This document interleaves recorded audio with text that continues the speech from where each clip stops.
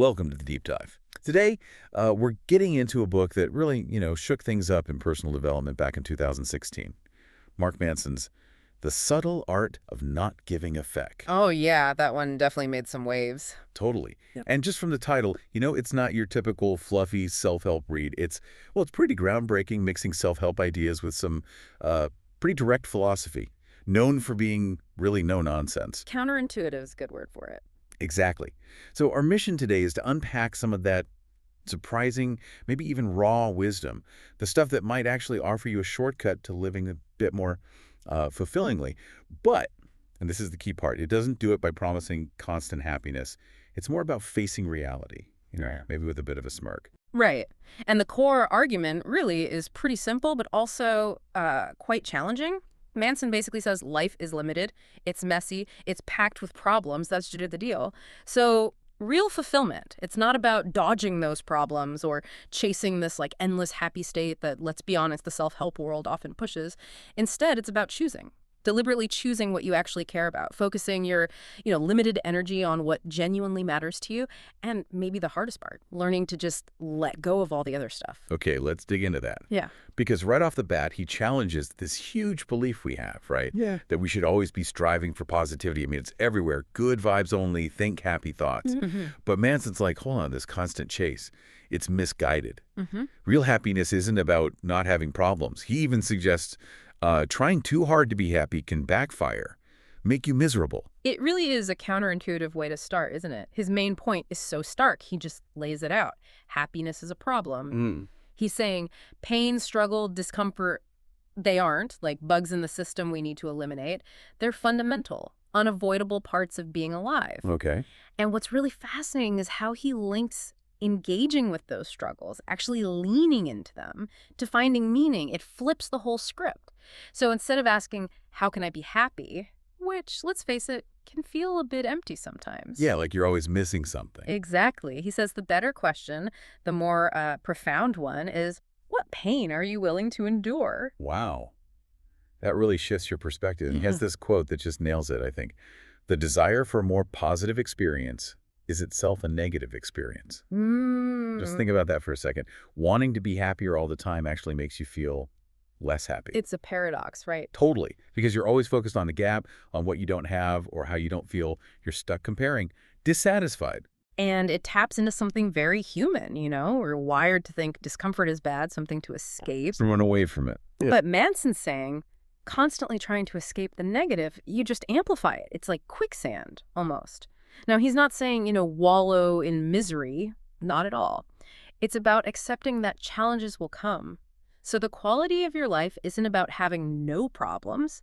It's about the quality of the problems you choose to engage with and how you tackle them. Right. It really makes you look at the next challenge differently, doesn't it? Yeah. Instead of just wishing it would go away, maybe think, okay, what's the worthwhile struggle here? Exactly. What value does the struggle serve? Which, yeah, that kind of brings us to another big idea he tackles, especially in that chapter, You Are Not Special. That one can feel a bit personal. It pushes back against this societal expectation, maybe. He talks about entitlement, this belief that you just automatically deserve success or happiness without, the hard work or facing the music. He says it's toxic, holds people back. Yeah, and what's fascinating there is how he links that directly to growth. Real growth, he argues, needs humility. Fundamentally, it needs you to take responsibility, accept your own limits, which then flows into the value of suffering. His point is that the meaning we get from suffering isn't just random, it comes directly from our values. Okay, explain that a bit more. Well, if you're suffering for something you truly value, like maybe building a business you believe in, or raising your kids, or mastering a skill you care about, that pain feels different. Yeah, purposeful. Worth it, maybe. Exactly. It feels purposeful. It can even feel, meaningful. It transforms the struggle itself.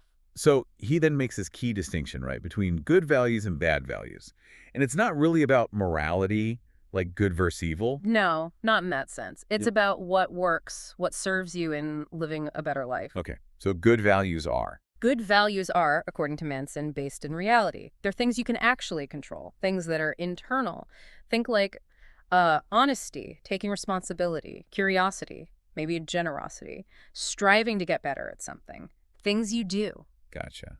And bad values. Bad values are often external, things you can't control, or things that are maybe socially destructive in the long run, like chasing fame all the time, or needing constant pleasure, or the need to always be right. Oh, that's a big one. Huge. Or trying to avoid conflict no matter what, or being obsessed with popularity. Right, because chasing those things, Yeah. it makes you anxious, disappointed. Precisely, because it's mostly out of your hands. You can't make people think you're famous or popular or always right. It's a losing game. Like, wanting fame depends entirely on what other people think. That's a bad value in his framework. But striving for, say, artistic excellence, even if nobody ever sees it, that's a good value because it's about your effort, your growth, your expression, internal. It's the difference between trying to be something versus doing something. You nailed it. That's a great way to put it. And this seems to lead right into you are always choosing, this idea of radical responsibility, which sounds intense. It is intense, but also incredibly empowering, he argues. Yeah. The idea is you can't control what happens to you. Life throws curveballs, that's a given. But, and this is the crucial part, you always control how you respond. Always. That feels very stoic. Very stoic, yeah. Kind of repackaged for today. And if you really connect that to the bigger picture, taking that responsibility, it demolishes the victim mindset. It doesn't mean bad things aren't your fault if someone else caused them, but your reaction, what you do next, that's on you. It gives you agency back. Exactly. You're not just passively floating through life. You're actively choosing your experience, moment by moment, even when things are tough. Especially then, power's back in your hands. And he sums this up with another killer quote. Who you are is defined by what you're willing to struggle for. It really hits home that our character isn't forged when things are easy. It's built in the struggles we choose to take on, the things we commit to even when it's hard. Yeah, what fight is worth fighting for you? That question changes everything. Which takes us to another, maybe humbling idea from the book. You're wrong about everything, but so am I. This one kind of suggests we should accept that our beliefs aren't fixed truths. They're fallible, always evolving. Which, yeah, that's a bit hard to swallow sometimes. We like being right. We do. It feels safe. But Manson argues that real growth comes from precisely the opposite. It comes from being willing to say, maybe I was wrong about that. Or at least, maybe my understanding isn't complete. It requires humility, openness to change. And this ties right into his chapter, Failure is the Way Forward. Right. We usually see failure as, like, the worst possible outcome, something to avoid. Shameful, even. But he flips that completely. He says failure is not just unavoidable if you're trying anything meaningful. It's actually essential for progress. Okay, so how does that work? It's like a cycle. Yeah, exactly. A crucial cycle. You take an action, any action. The world gives you feedback. Maybe it works, maybe it doesn't, maybe it really doesn't. Okay, failure's feedback. Great. Then you learn from that feedback, adjust. And that learning is progress, even if the first action was a total flop. It's a powerful argument against getting stuck in analysis paralysis, waiting to have it all figured out before you start. So the advice is basically, don't wait to feel confident before you act. Just act, even if it's messy. Do the thing. Confidence comes from doing the thing, not before it.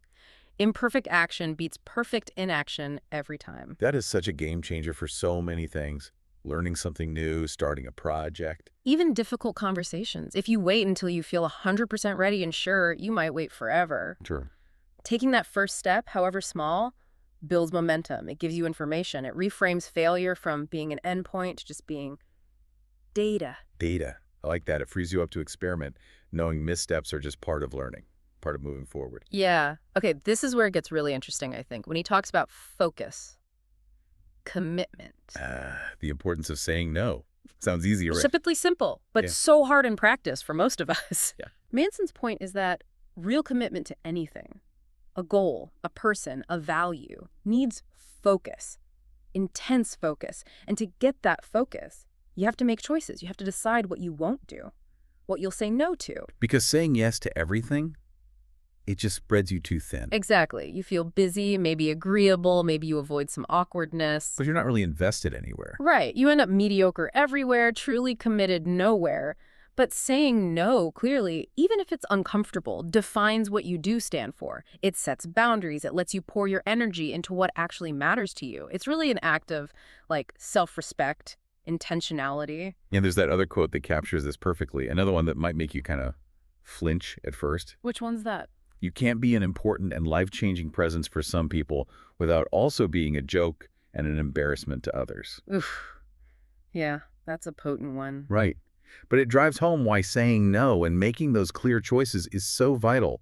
It says it's okay if not everyone likes your choices. In fact, it's inevitable. If you stand for something meaningful, some people won't get it, or they'll actively dislike it. And that's all right. It frees you from that need to please everyone all the time, which is exhausting. Totally exhausting. It's permission to be authentic, knowing authenticity isn't universally popular, and that's fine. Okay, so he wraps this all up with a chapter that sounds heavy, Yeah? and then you die. Yeah, sounds morbid, right? But he doesn't frame it that way. Not really. He sees acknowledging our own mortality as this, incredibly powerful, liberating force. Liberating. How so? Well, thinking about the fact that our time is finite isn't meant to make you depressed. It's meant to give life urgency perspective right now.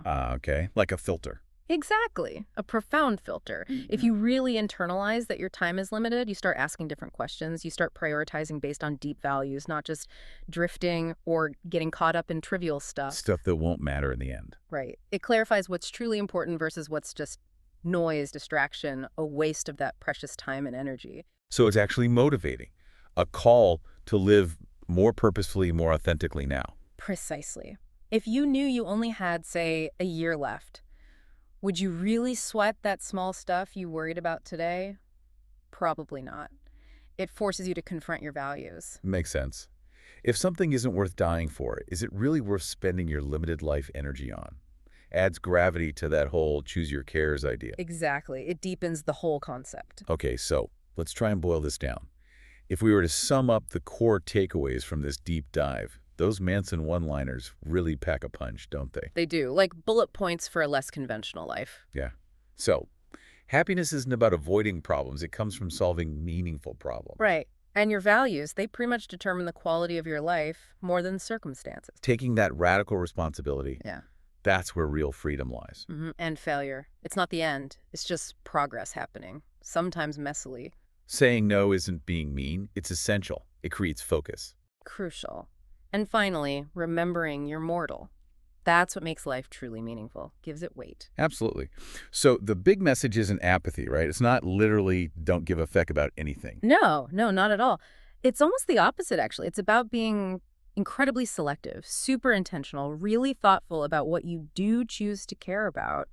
It's about aligning your limited energy with things that genuinely matter to you, based on solid values. It's caring smarter, you could say, not caring less overall. Caring smarter. I like that. That really shifts the whole vibe. Okay, so with all that in mind, here's something for you, the listener, to maybe chew on this week. A final thought to explore. Thinking about your own life right now, your daily choices, how you react to things. What's maybe one bad value, in Manson's terms, that you might be maybe unconsciously chasing? Could be needing approval, maybe, or trying to avoid any kind of discomfort, or that need to always be right. Yeah, any of those. And then think. What's one good value like honesty or responsibility or maybe curiosity that you could consciously choose to focus on instead? Something that might bring a bit more meaning into the struggles you inevitably face this week. Just something